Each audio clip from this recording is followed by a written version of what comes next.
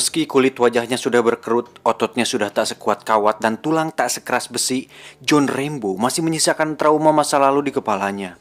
Trauma yang menggiring dirinya untuk menyembunyikan fakta dirinya sendiri. John Rambo yang sekarang tinggal di Arizona bersama kakak dan keponakannya yang bernama Gabriela, semuanya normal, damai, dan hal itu cukup baik untuk masa pensiun seorang veteran perang Vietnam paling hebat sepanjang masa. Untuk menyalurkan hobi dan mengisi hari-harinya, Rambo menggali terowongan di bawah tanah di mana dia bisa sendiri dan merenungi apa yang terjadi di masa lalu.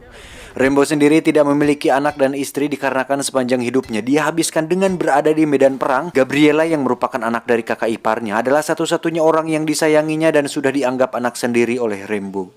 Hey, I'm really gonna miss riding with you.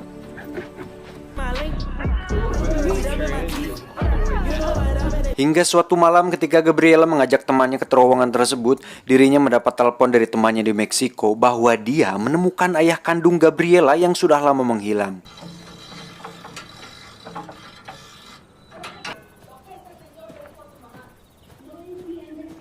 Mengetahui bahwa Gabriela akan pergi ke Meksiko, Rambo dan sang nenek sangat melarangnya pergi ke sana. Bukan tanpa alasan, ayah Gabriela adalah orang yang tidak baik di mana dia suka berbuat kasar sehingga membuat ibunya sakit-sakitan dan meninggal dunia. Hingga sang ayah pun pergi meninggalkannya saat Gabriela masih bayi.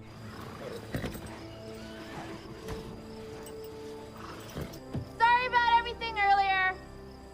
That's okay. Namun Gabriela yang masih daur muda dan baru memiliki bulu kumuut tetap berangkat ke sana walaupun mereka tidak menyetujuinya.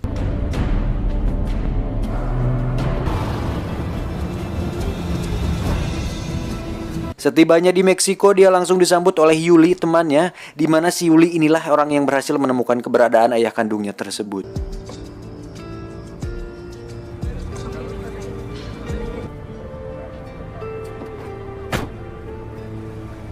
Hingga saat dirinya bertemu dengan sang ayah kandung, Gabriela justru menemukan fakta menyakitkan bahwa alasan sang ayah meninggalkan dirinya dan almarhum sang ibu adalah karena dirinya tidak lagi menginginkan mereka berdua. Sang ayah tidak menginginkan Gabriela sama sekali.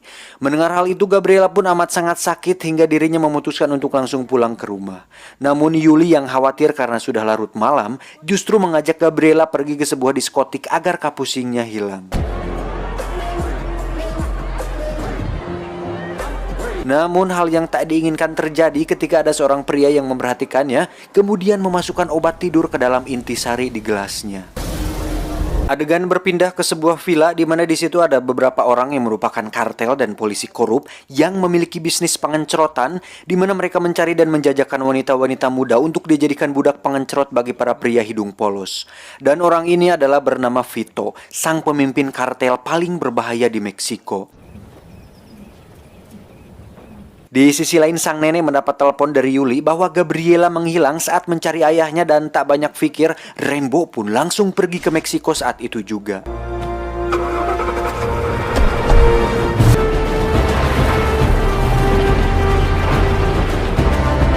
I can't control what's out there. Sementara itu, Gabriela terlihat sudah berada di tempat para kartel itu bersama dengan wanita muda lain yang pada faktanya dia sudah diculik dan akan dijadikan sebagai wanita pengencrot di sana. Rambo yang sudah tiba di Meksiko langsung menemui ayah Gabriela dan menanyakan di mana Gabriela berada. Dan sebagai seorang mantan tentara yang sudah membunuh ratusan manusia, Rambo ternyata masih memiliki sima atau aura yang sangat mengerikan. Dan hal itu terlihat dari bagaimana ayah Gabriela nampak diam dan ketakutan setengah mati.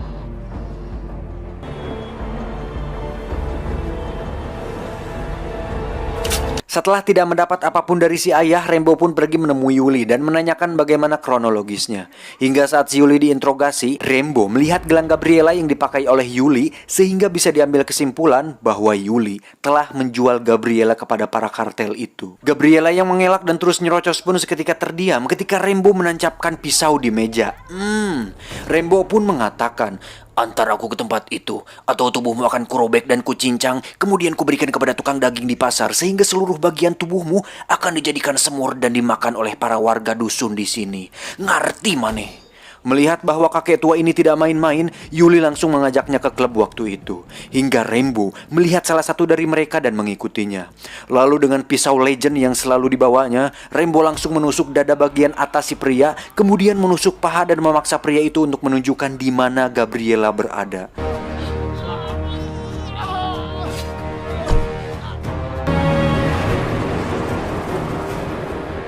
Setibanya di lokasi tersebut, Rainbow dengan tenangnya berjalan melewati gang dan kawasan paling berbahaya di Meksiko, hingga sampailah dia di sebuah atap, di mana di situ ada Vito dan anteknya yang langsung mengelilingi Rainbow. Rainbow langsung digeledah dan ditanyai mengenai tujuan dia datang. Namun Rainbow hanya terdiam. Dan saat Vito melihat foto Gabriela di dompetnya dan mengatakan bahwa Gabriela adalah jalang baru di tempatnya, Rainbow seketika teriak hingga dirinya ditodong oleh semua orang yang ada di sana. Anjir, kalau mereka tahu siapa orang yang lagi ditodong, keder tuh orang-orang. Melihat bahwa Rainbow memiliki hubungan dengan gadis tersebut, adik dari Vito pun menghampirinya dan menghantamnya dengan pisau, kemudian dikeroyok rame-rame hingga membuat Rainbow babak belur. Párenlo. Let her go. What? Dan saat Vito melihat KTP-nya, dia pun mengatakan namanya di situ, John Rainbow. Lalu Vito memplesetkan namanya hingga membuat semua orang tertawa. Pas pertama nonton ini, saya dalam hati berkata, cari mati nih orang-orang, anjing. Belum tahu mereka macam-macam sama orang yang salah lu pada, bro. Vito pun menyuruh adiknya untuk memberikannya tanda di wajah Rainbow sebagai pengingat bahwa jangan pernah macam-macam dengan kartel paling berbahaya di Indonesia, di Meksiko. Lantas sang adik pun menyayatnya dengan bentuk X seperti Rurouni Kenshin. Setibanya di markas, sang adik pun marah kepada Vito karena melarangnya membunuh Rainbow. Dan sebagai gantinya, Vito membiarkan sang adik untuk memberi pelajaran kepada Gabriela sekaligus menjadikannya contoh bagi gadis-gadis lain bahwa tidak ada yang boleh main-main dengan kartel paling sadis dan berbahaya di Meksiko. Tai lah. Sin-sin kayak gini paling bikin emosi, anjir. Pengen cepet-cepet balas dendam gitu. Tapi sabar, saya juga tahu kalian semua ini pasti merasa emosi sama seperti saya. Dan kita lihat nanti seberapa puas emosi ini akan terpuaskan. Lanjut. Sin pun berpindah ke Rainbow, di mana dia ditolong oleh seorang wanita Meksiko yang ada di sana. Kemudian dirawat hingga dirinya pulih. Dan bersamaan dengan masa pemulihannya, Gabriela terus disuntik, disiksa, dan ditiduri berkali-kali hingga membuat dirinya sekarat. Dan saat Rainbow sudah pulih, dia sangat berterima kasih kepada wanita tersebut dan langsung pergi menuju ke tempat itu lagi.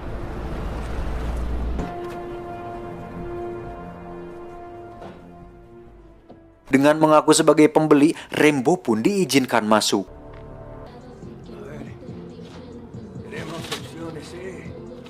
Dan tak diduga, walaupun dengan sebuah palu biasa, Rainbow langsung membantai anak buah Vito hingga tak ada yang tersisa satupun. Mampus! Setelah menemukan Gabriela yang sudah tak berdaya, Rainbow pun langsung membawanya pulang.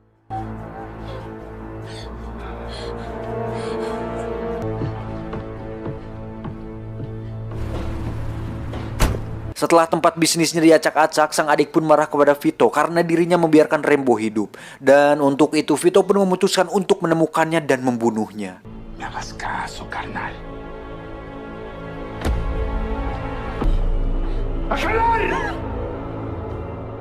Sementara itu, Rainbow yang tengah dalam perjalanan pulang akhirnya harus menerima fakta menyakitkan bahwa satu-satunya orang yang sudah dianggapnya anak sendiri harus mati tepat di samping dirinya.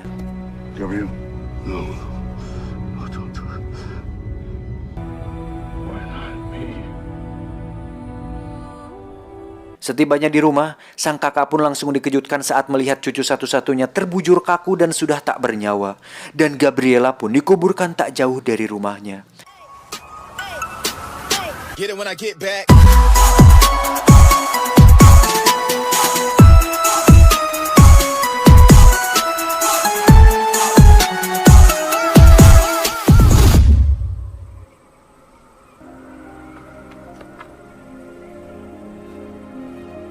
Setelah Gabriela sudah tidak ada, sang kakak pun memutuskan untuk pulang kembali ke rumahnya di Meksiko dan dia menitip pesan kepada Rainbow adiknya untuk jaga diri baik-baik dan tetap jaga protokol keselamatan. Sampai saat sang kakak sudah berangkat, Rainbow ternyata menyiapkan sebuah rencana untuk menghabisi para kartel tersebut. Dan dengan pengalamannya sebagai seorang tentara yang sudah membunuh ratusan musuh, tidak sulit bagi Rainbow untuk menyusun strategi dan memasang jebakan bagi para kartel bangsat itu. Dimulai dengan membuat ranjau darat, peledak, menajamkan linggis, pisau, dan beberapa senjata tua. Kemudian diakhiri dengan berlatih memanah, di mana panah tersebut adalah ciri khas dari Rambo yang melegenda.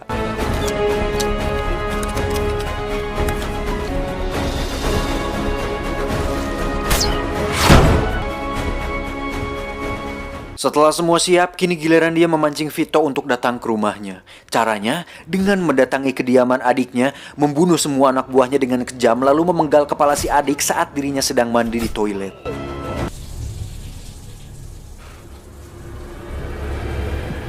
Hingga saat esok hari, Vito pun menemukan sang adik sudah tewas dengan posisi duduk di kasur dengan kondisi tanpa kepala. Mampus anjing.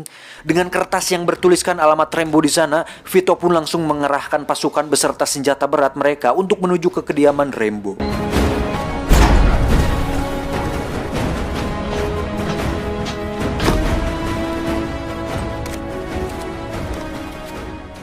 Rambo sendiri terlihat sedang berdiri tepat di depan makam Gabriela dan menunggu para kartel itu datang.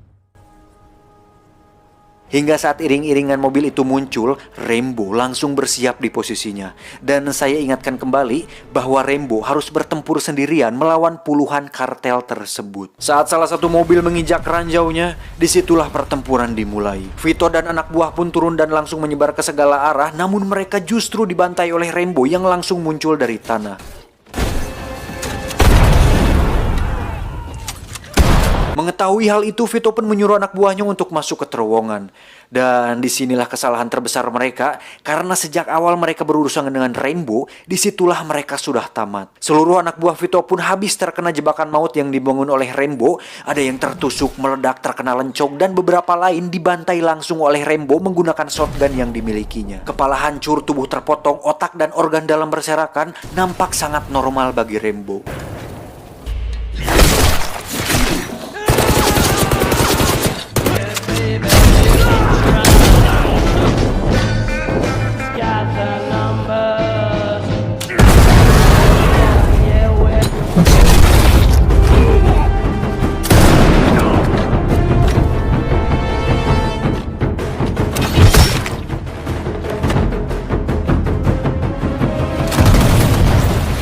Hingga saat Rambo mendapat kesempatan untuk membunuh Vito, beliau tidak melakukannya. Kalian tahu alasannya? Karena Rambo ingin dia menjadi yang terakhir merasakan kemarahan dan kebencian yang dirasakannya.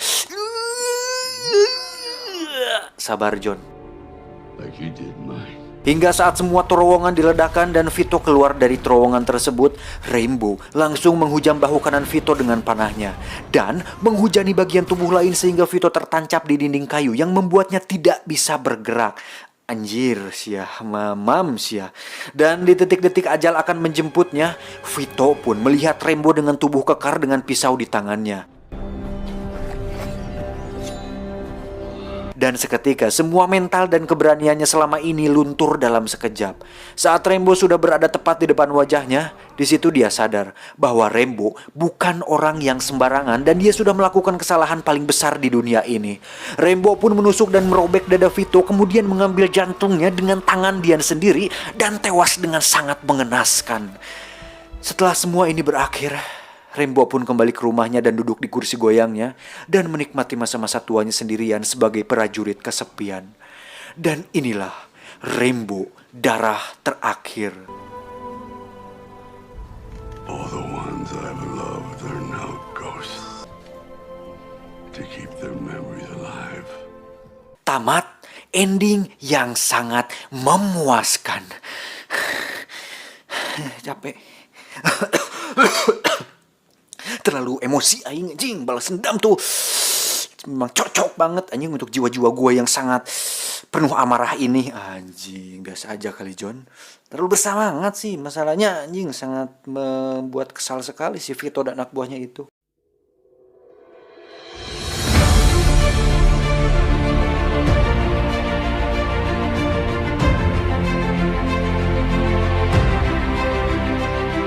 Dan dari semua yang telah kita lihat, kita akan sadar bahwa Rambo yang kita kenal ternyata bukan orang baik. Dan memang dia tidak pernah menyebut dirinya adalah orang yang baik sejak film pertamanya. Rambo hanya menjadi dirinya sendiri, di mana dia hanya membela orang-orang yang disayanginya dan tidak pernah menyakiti orang lain tanpa sebab. Dan jika ada orang lain menyentuh atau menyakitinya sedikit saja, maka dia tidak akan segan-segan menghancurkan hidup seseorang itu. Jangankan pasukan kartel, batalion saja dia dibombardir sendiri ya. Jadi jangan pernah kita anggap seseorang yang nampak lemah akan berdiam diri saja, karena siapa tahu dia lebih kejam dan berbahaya dari yang pernah kalian bayangkan. Saya John dan Rambo mengucapkan terima kasih. Tulang belakang Adolf Hitler.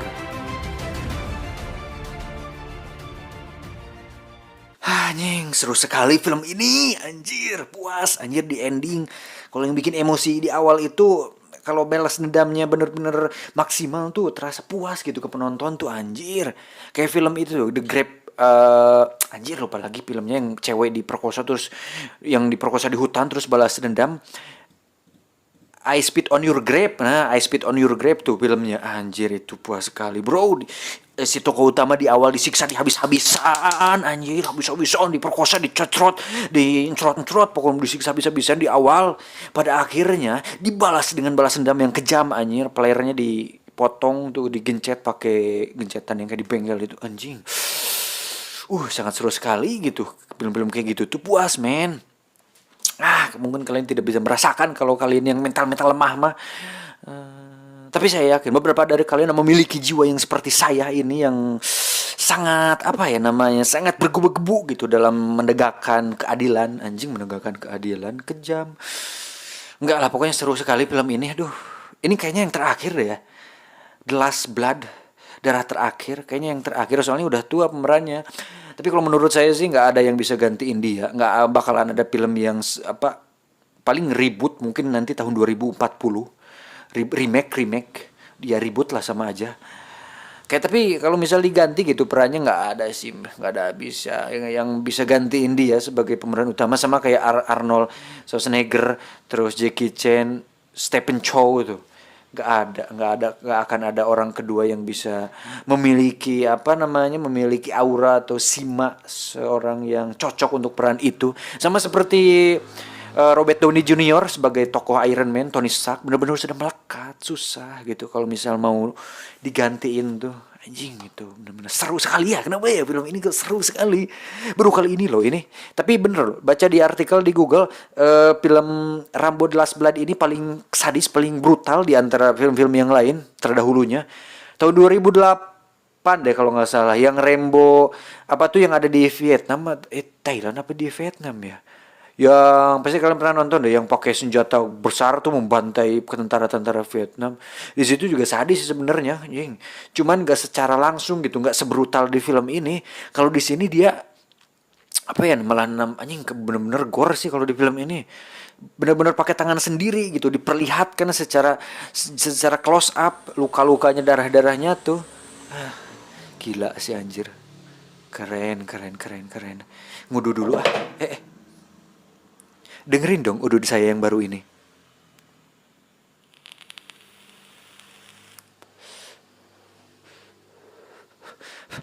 Kok suaranya? Kok gitu John suaranya? Fafe dong. Anjing Fafe. Pasti kalian kaget kan, anjing.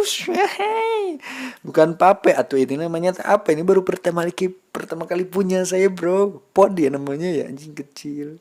Yang murah saya coba-coba doang. Rasanya apa ini ya?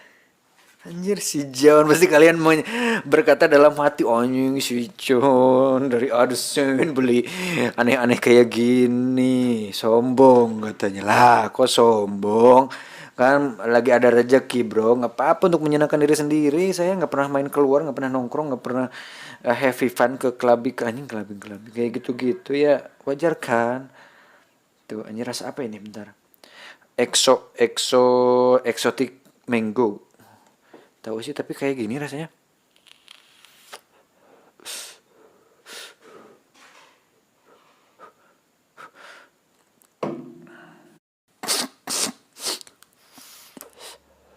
Ada saran nggak kalian rasa yang enak tuh apa? Banana deh kalau kata teman saya itu. Teman saya yang di Bogor ada. Katanya rasa banana enak, John. Banana apanya anjing? Banana ice, banana apa? Banana Scooby itu. Banana, tapi nggak tahu sih. Apa yang paling enak ya? Kalian mungkin dari di antara kalian ada yang Apa sih yang untuk yang penikmat pape itu pape pod tuh? Tolong ya kasih saran ya, yang enak tuh apa?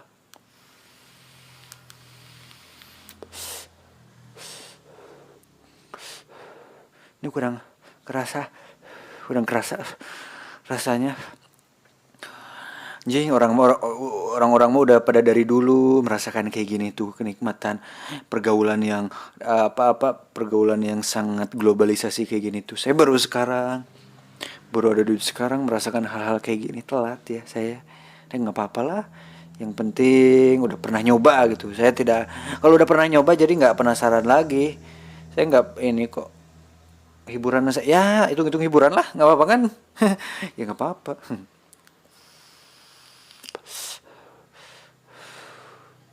Lumayan lah seumur hidup gitu, selama hidup bisa nyobain hal-hal kayak gini. Biasanya rokok kretek batangan, ngutang lagi itu juga. Sekarang bisa merasakan hal kayak gini. John in the house, anjing John in the house. Udah anjir, udah bacot nggak jelas udah 6 menit anjir, gak kerasa loh. Udahlah ya, kasihan kalian, kota kalian harus mendengarkan bacotan yang dibarengi dengan layar yang ngeblank hitam gini, daripada nggak ada motivasi juga. Tapi nggak apa-apa ya, nge-share dikit lah. Yaudah ya, sampai jumpa di video selanjutnya. Tetap rebahan, santai, dan having fun and still in the house. Saya John, bye bye.